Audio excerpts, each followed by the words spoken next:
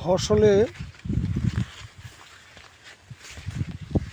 সঠিক পরিমাণ পুষ্টিকর খাদ্য না দিলে যেমন গাছের গ্রোথ ভালো হয় না, ঠিক একইভাবে কৃষি প্রধান এই দেশে, যেহেতু বাংলাদেশের মূল অর্থনৈতিক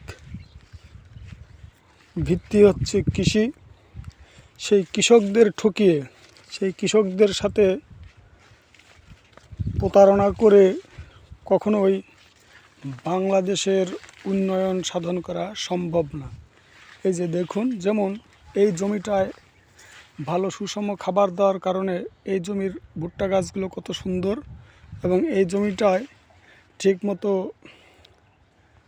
খাদ্য খাবার না দেওয়ার কারণে এই ভুট্টা জমিটা দেখুন কতটা দুর্বল। ঠিক একইভাবে কৃষকদেরকে যদি সম্মান না করা যায়, কৃষকদের যদি তাদের ন্যায্য পাওনা না দেওয়া যায়, তবে দেশের উন্নয়নও সম্ভব নয়।